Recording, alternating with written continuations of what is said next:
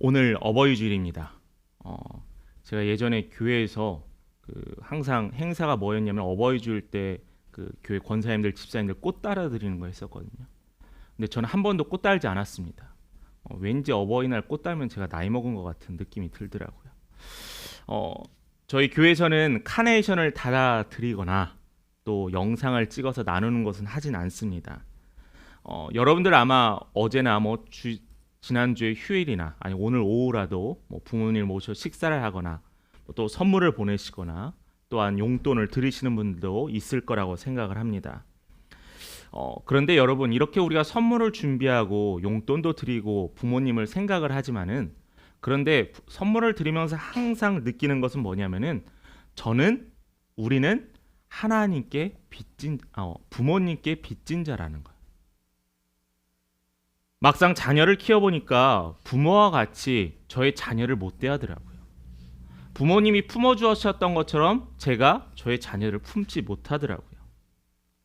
저를 위해서 기도하시는 부모님들을 볼 때 제가 자녀들을 위해서 그만큼 기도하느냐라고 물어봤을 때 거기에 떳떳하게 네라고 할 수 없더라고요. 우리가 비록 부모님과 같이 그 마음을 되돌려드리기는 힘들지라도 우리가 구해야 되는 것이 분명히 있어요. 그게 뭐냐면은 부모님을 기도로 중보해야 한다는 겁니다. 어떤 큰 선물, 어떤 큰 위로가 아니라 가장 큰 선물은 무엇이냐면 바로 부모를 위한 기도라는 거예요. 부모님이 나를 위해서 기도하시는 것보다 내가 부모님을 위해서 더 기도하는 것, 그것만큼 최고의 효도는 없다라는 겁니다. 부모님께서 우리들을 돌보아 주시고 우리가 부모님들을 위해서 이제는 강건하기를 기도해야 합니다. 쉬지 않고 기도하며 돌보는 것, 그게 중요하다라는 거죠. 제가 되게 불효자라는 걸 느꼈던 적이 있었어요. 남자분들은 그런 걸 느꼈을 수도 있겠는데, 제가 군대에서 이제 한간에 고무신을 이제 좀 거꾸로 신었다라는 사건이 있었습니다. 근데 그 전까지는 부모님께 편지를 잘 안 썼어요. 전화도 자주 안 하고. 근데 헤어지고 나서 부모님께 전화를 일주일에 한 5번씩을 하더라고요. 그래서 저의 정말 이 불효자 같은 녀석, 결국 헤어져야 부모의 중요성을 아는구나. 근데 어머니 아버님도 분명히 아셨을 거라고 생각을 합니다. 부모님은 그런 분이신 것 같아요. 그냥 든든하게 뒤에서 버팀목이 되시고 기다려주시는 분. 여러분, 부모님들을 위해 기도하시기 바랍니다. 부모님들이 건강하시길 기도하시는 우리 성도님 되기를 바랍니다. 이제 본문의 말씀을 통해서 우리가 나아가려고 하는데, 제가 목회자로서 이제 사역을 하면서 제일 많이 받았던 질문 중에 하나가 뭐냐면은, 목사님이 성경을 어떻게 읽어야 할까요? 라는 질문이에요. 우리 교회가 지금 성경 통독을 하고 있지만 여러분들은 성경을 어떻게 읽으세요? 그냥 쭉쭉 읽을 때도 있고, 어쩔 때는 묵상하면서 한 장 한 장을 너무나 길게 읽을 때도 있을 거라고 생각을 합니다. 그럴 때마다 저는 이 질문에 대해서 꼭 하는 이야기가 있는데, 그게 뭐냐면은 구원사적 관점으로 성경을 읽으라고 해요. 구원사적 관점. 되게 어려운 단어가 아닙니다. 구원의 중심을 놓고 성경을 읽으라라고 하고 있어요. 성경의 맨 처음이 뭐죠? 창세기부터 시작해서 마지막인 요한계시록에 가기까지 이 성경의 전체를 구원이라는 필터를 통하여서 성경을 다 이해하고 읽고 나에게 적용하는 거예요. 그래서 이것이 바로 성경을 읽을 때 중요한 관점이라는 겁니다. 우리나라에 큐티가 들어오고 나서 성경을 쪼개기 시작했어요. 여러분들의 성경에서도 보면 조그마한 소제목들이 있으면서 우린 쪼개면서 읽기 시작했어요. 그랬더니 어떤 현상이 생겼냐면은 그 쪼갠 본문만으로 해석하려는 현상들이 생겼습니다. 그래서 성경의 원뜻과는 다르게 해석하는 경우들이 너무나 많다라는 거죠. 그런데 성경을 구원사적 관점으로 읽으면은 이러한 실수가 해결됩니다. 예를 하나 들어볼까요? 창세기 12장 1절과 2절의 말씀입니다. 우리 성도님들 함께 한 목소리로 좀 같이 읽어봤으면 좋겠습니다. 같이 읽겠습니다. 시작. 너는 너의 고향과 친척과 아버지의 집을 떠나 내가 내게 보여줄 땅으로 가라. 내가 너로 큰 민족을 이루고 내게 복을 주어 내 이름을 창대하게 하리니 너는 복이 될지라. 자, 이 장면 너무나 우리가 잘 아는 장면이죠. 하나님께서 아브라함에게 기거했던 그 땅과 풍요로운 그 땅에서 이제는 하나님이 예비하신 땅으로 가라고 했던 거예요.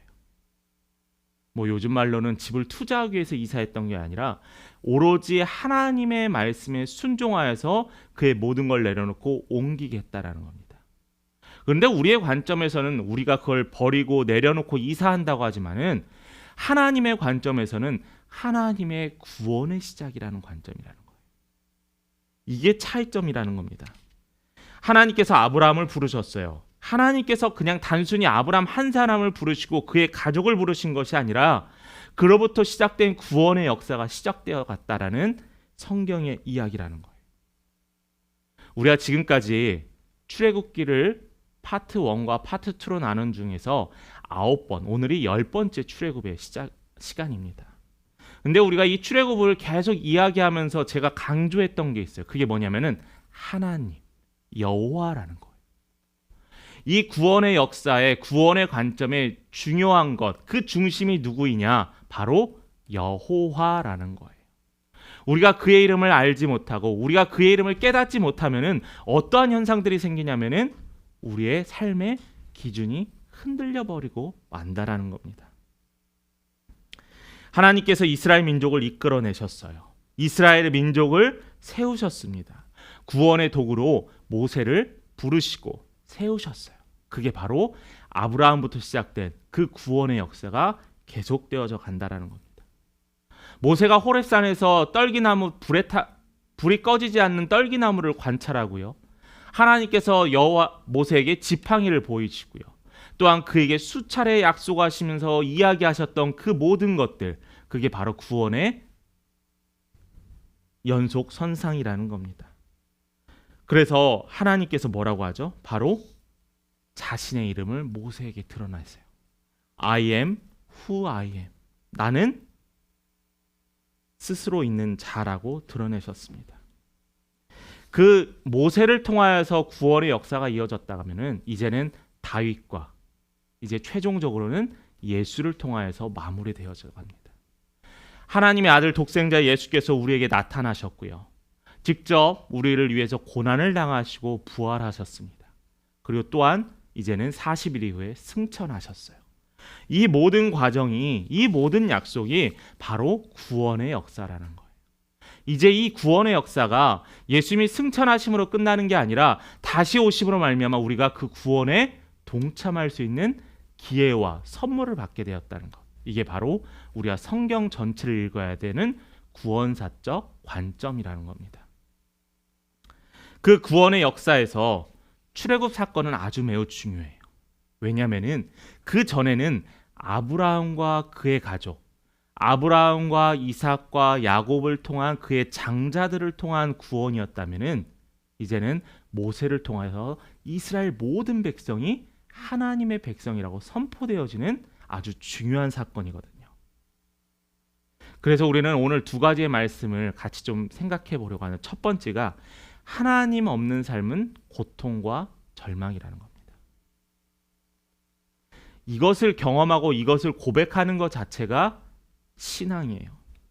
출애굽기를 살펴보면서 우리가 지금까지 하나님께서 모세를 얼마나 많이 달래셨나요? 지지난주 말씀에 보면 하나님께서 모세에게 3번이나 이야기하세요.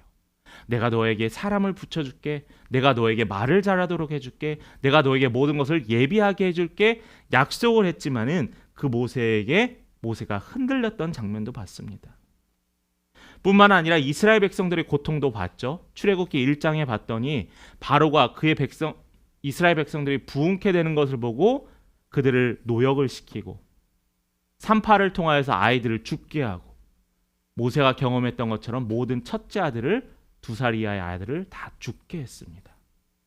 그런 고통과 절망이 있었어요. 그런데 사람들은 그냥 단순히 자신들이 노역하고 힘든 것이 고통이라고 하지만은 그것은 고통의 축도 안 낀다라는 거예요. 하나님께서 말씀하시는 것은 뭐냐면은 하나님 없는 삶이 고통이라는 거예요. 우리는 내가 남보다 풍요롭게 갖고 있지 못하는 게 고통이다. 내가 지금 어려운 생활과 어려운 시간들을 보내고 있는 게 고통이라 하지만은 사실은 하나님이 내 삶에 없는 것이 더 큰 고통이라는 거예요. 출애굽기 5장 1절 말씀을 한번 볼까요? 함께 같이 읽어보도록 하겠습니다. 읽겠습니다. 그 후에 모세와 아론이 바로에게 가서 이르되 이스라엘의 하나님 여호와께서 이렇게 말씀하시기를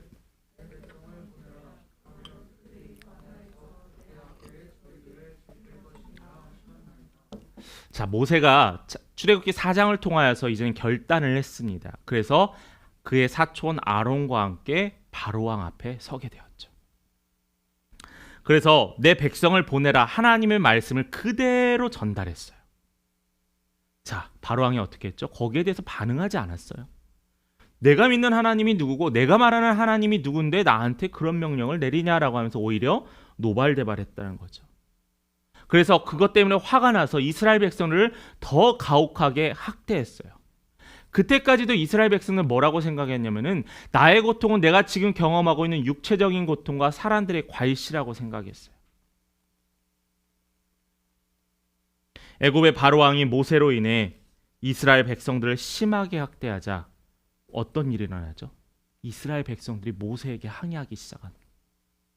모세에게 항의하기 시작했다는 것은 모세를 이끄시고 모세의 뒤에 계시는 하나님께 항의했다는 표현이에요.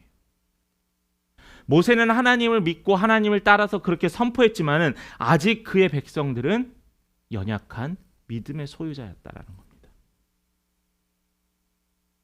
내가 왜 이런 고생을 해야 돼? 내가 이런 걸 원하는 것이 아닌데 왜 하나님께서 나에게 이런 걸 하라 하셨지라고 하면서 그의 백성들은 고통의 원망의 대상을 모세와 하나님께 했다라는 거예요. 신앙생활을 하면서 저는 좀 우리 성도님들이 꼭 오해하지 말아야 될 게 있어요. 경험하신 분들도 계시겠지만은 어느 순간부터 신앙이 이상한 방향으로 흘러갈 때가 있습니다. 그게 뭐냐면은 왜 하나님을 잘 섬기는데 고통을 당하는가라는 거죠. 그런 고민들 해보셨죠? 왜 나에게만 이런 가혹한 일들이 있을 것인가? 이 질문은 신앙이 좋으면 고통을 받지 않는다? 아니요. 그렇지 않다라는 거예요. 왜 이런 이상한 관념이 우리 안에 자리를 잡을까? 저는 아쉬운 마음이 있습니다.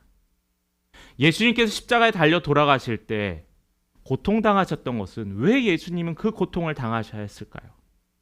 예수님이 선하지 않았기 때문에요? 아니라는 거예요. 물론 예수님께서 우리에게 십자가를 지시고 대신 죄를 감당하셨기 때문에 새하늘과 새 땅이 열려서 우리는 모든 것이 평화로워질 것이다라는 말, 우리는 그 말만 들어도 신앙을 가질 계기가 되고 또 위로가 됩니다. 물론 듣기도 좋습니다. 그런데 이것은 우리가 하나님의 말씀을 나의 마음대로 해석하는 잘못을 범하고 있다는 거예요. 고통에서 우리를 구원하시기도 하십니다. 그게 하나님이세요. 때로는 우리에게 성숙의 도구로 때로는 고통을 주시기도 하세요. 모세가 40년의 광야의 생활 동안 양치면서 그가 철저하게 낮아지지 않았다면 그는 하나님의 사명을 절대 감당할 수 없었어요. 여러분들도 내가 낮아지는 시간이 있었기 때문에 하나님을 바라볼 수 있는 계기가 됐다라는 거예요. 물론 사단이 주는 유혹도 있지만은 하나님이 우리를 연단케 하시고 시험케 하시는 시험도 분명히 있다라는 겁니다. 방금 말씀도 이러한 전제가 있어야 돼요. 바로 하나님께서 함께 하신다는 거죠. 하나님께서는 그의 백성들을 알기 원하셨어요. 이스라엘아, 너가 나를 어떻게 생각하느냐라는 거예요. 그들이 고통을 당하면서 하나님께 원망의 대상으로 삼는 것을 바라셨던 게 아니라 이 고통 가운데서 하나님 저희를 구원해내 주세요, 구출해내 주세요라는 간절한 바람을 듣기 원하셨다는 겁니다. 지금 이스라엘 백성들이 경험하고 있는 고통, 이 절망은 하나님이 없는 고통과는 비교할 바가 아니라는 거예요. 여러분 꼭 잊지 마세요. 하나님 없는 고통이 내 삶의 최고의 고통이라는 겁니다. 하나님의 백성으로 그의 주인을 알지 못하는 것이 더 큰 고통이라는 거예요. 이것이 여러분들의 삶 속에서 꼭 절대 변하지 않아야 할 기준이 되어야 돼요. 우리 삶의 성공과 사람들로부터 인정 중요합니다. 그러나 하나님이 함께하는 삶은 그 어떤 것보다 풍요롭다라는 거예요. 평화롭다라는 거예요.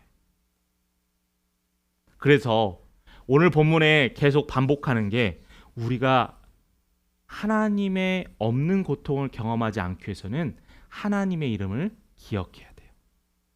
이름을 기억해야 합니다. 오래간만에 고향 친구를 제가 지난 명절에 만났는데 그 친구 이름이 아무리 생각해도 기억이 안 나는 거예요. 왜 기억이 안 났을까요? 목사님 좀 이름을 기억을 잘 못하는 걸까요? 관심이 없었기 때문입니다. 자주 만나고 자주 교제했으면 이름을 기억하고 있었을 거예요. 그런데 20년 만에 만났는데 어떻게 이름을 기억하겠어요? 그냥 얼버무리다가 옆에 있는 친구한테 몰래 이름을 물어봤습니다. 여러분, 하나님 이름 모르는 사람 없어요. 지금 이 시간에 예배드리지 않고 길가에 있는 사람들에게 물어봐도 예수님이 누군지는 알아요. 예수가 누구인지는 알아요. 그런데 우리가 여기서 기억해야 될 이름이 하나님이라는 이름은 그냥 단순히 눈에 보이는 문자적인 이름의 하나님이 아니라 그 하나님 이름에 속해 있는 그 뜻을 기억하라는 겁니다. 하나님께서 우리에게 약속하셨던 그 약속을 기억하라는 거예요. 부모님들 중에서 조카들이나 여기 성도님 조카들이나 선물 사주신 분들 계시죠? 아이에게 그냥 툭 던졌던 내가 그거 다음에 사줄게 라는 말들 우리 심심찮게 하잖아요. 그런데 아이들은 그걸 절대 잊지 않더라. 그때 사주기로 했는데 저희 첫째도 제가 이모티콘을 사준다고 얘기를 했었나 봐요. 맨날 저만 보면 이모티콘 얘기를 합니다. 무섭습니다. 아이들 잊지 않아요. 그런데 아이들은 간절하기 때문에 잊지 않아요. 우리가 하나님을 간절해야 하지 않기 때문에 하나님을 잊고 있다라는 거예요. 하나님이 나에게 하신 약속을 잊고 있다라는 겁니다. 출애굽기 5장을 한번 보도록 하겠습니다. 5장 22절과 23절입니다. 제가 읽어보겠습니다. 모세가 여호와께 돌아와서 아뢰되 주여 어찌하여 이 백성이 학대를 당하게 하셨나이까? 어찌하여 나를 보내셨나이까? 내가 바로에게 들어가서 주의 이름으로 말한 후로부터 그가 이 백성을 더 학대하며 주께서도 주의 백성을 구원하지 아니하시나이다 라고 했습니다. 자, 이 말씀은 뭐냐면은 왜 나를 보내셨냐라는 거예요. 왜 하나님께서는 이 백성을 더 학대받을 때 구원하지 않으셨나라는 거예요. 충분히 할 수 있는 기도잖아요. 하나님 저 아프기 전에, 하나님 저희 가정 어려움 당하기 전에 하나님께서 미리 저희 보호하시고 인도하셨으면 됐잖아요. 충분히 우리가 원망할 수 있는 기도의 또 대화의 이하이기도 합니다. 이스라엘의 고통, 모세도 받고요. 물론 하나님도 받습니다.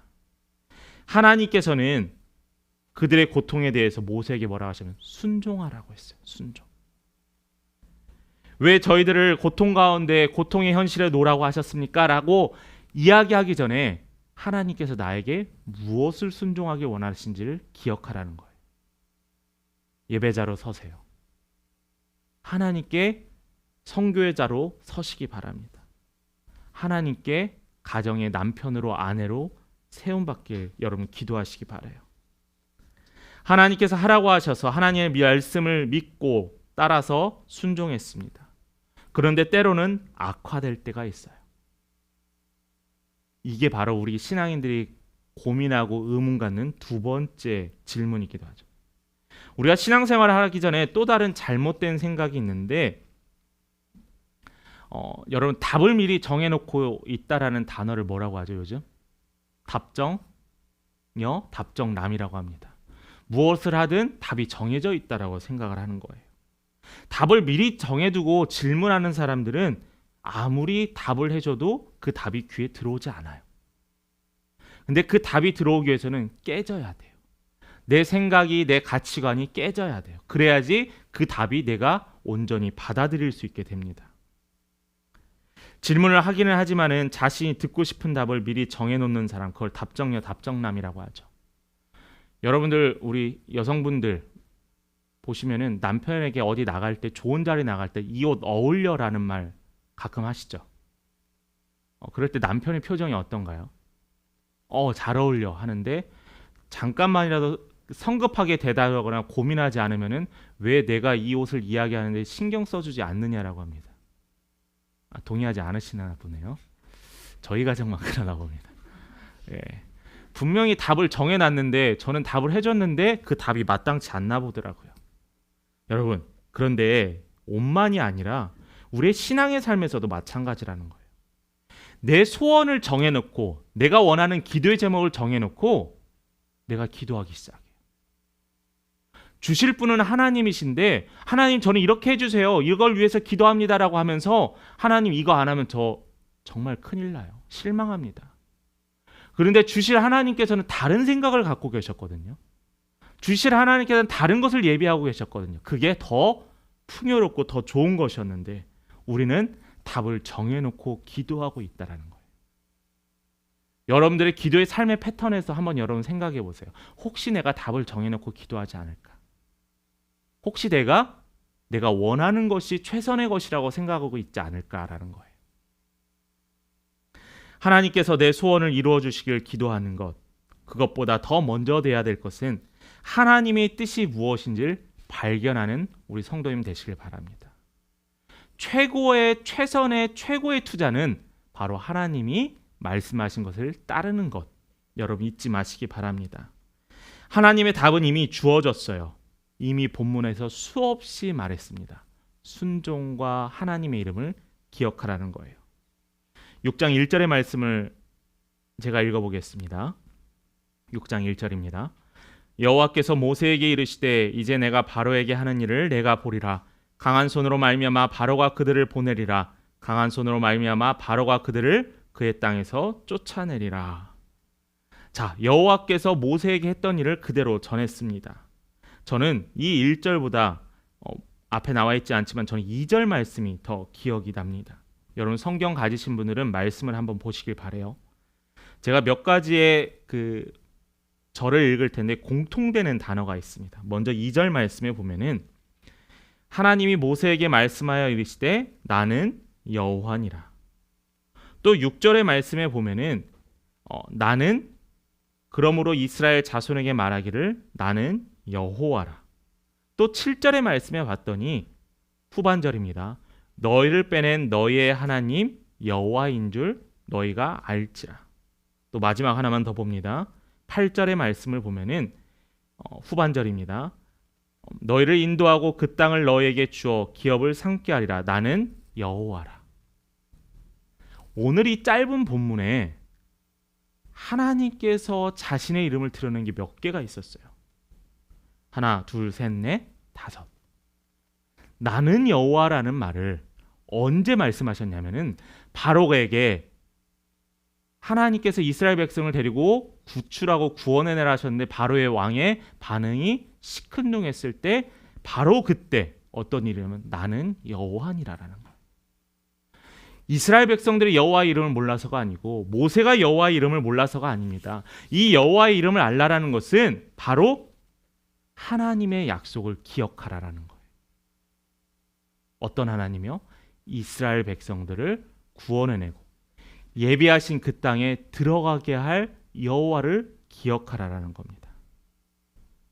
하나님께서는 창조 때부터 스스로 우리에게 알리셨어요. 끊임없이 드러내셨어요. 아담과 하와의 선악과로부터 노아의 방주로부터 또한 그 이후에 아브라함과 이삭과 야곱의 요셉의 삶으로부터 끊임없이 드러내셨습니다.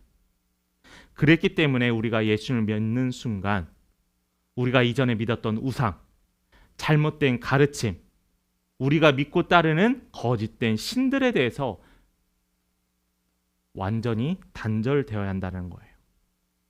잊지 말고 기억해야 합니다. 우리가 누구에게 속했는지, 누가 이 시간에 나에게 약속을 해주셨는지, 어떤 하나님께서 나에게 어떠한 약속을 하시고 어떻게 순종하라 하셨는지를 잊지 않고 살아가는 것이 신앙인의 자세라는 거예요. 하나님께서는 이스라엘 백성이 출애굽하는 과정을 통하여서 어떤 분이신가 끊임없이 드러내셨습니다. 나는 여호와라. 나는 내 조상 아브라함 때부터 약속하고 그 약속을 지키러 온 여호와라는 겁니다.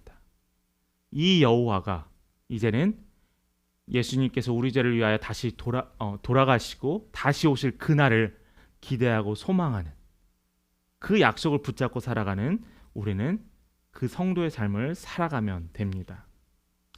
말씀을 마칩니다. 지난 10주 짧지 않았습니다. 그 사이에 고난주간도 있었고 부활주간도 있었고 또 지난주에는 가정의 주간도 있었습니다. 이 시간 동안 우리가 출애굽을 앞부분을 살펴보면서 우리가 살펴봤던 건 뭐냐면은 하나님께서 끊임없이 하나님을 알지 못하는 백성을 향하여 드러내셨다라는 거예요. 그런데 누군가는 그 하나님을 바라봤고요. 누군가는 아직도 그 하나님을 바라보지 못하고 있습니다. 6장 9절의 말씀을 봤더니 모세가 이와 같이 이스라엘 자손에게 전하나 그들의 마음의 상함과 가혹한 노역으로 말미암아 모세의 말을 듣지 않았다고 했어요.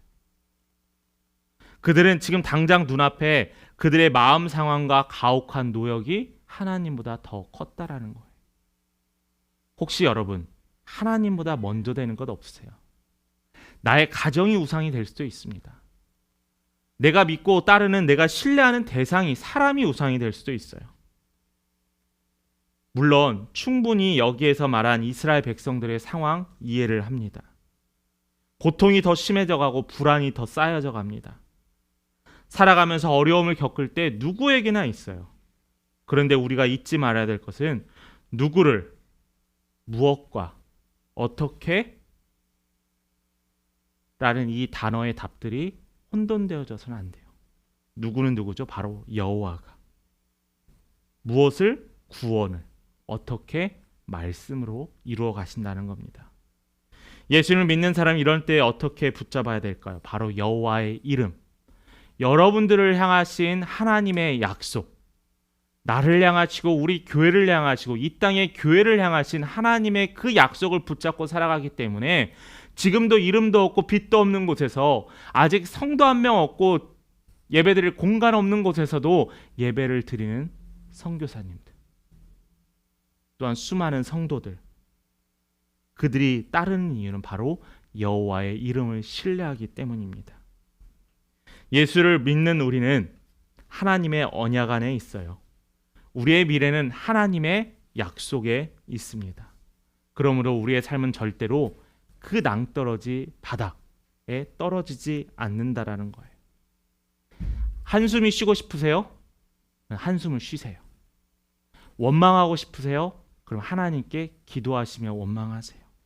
그러나 여러분은 분명히 경험하실 겁니다. 위로하신 하나님, 함께 하신 하나님, 도우시는 하나님을 경험하실 거예요.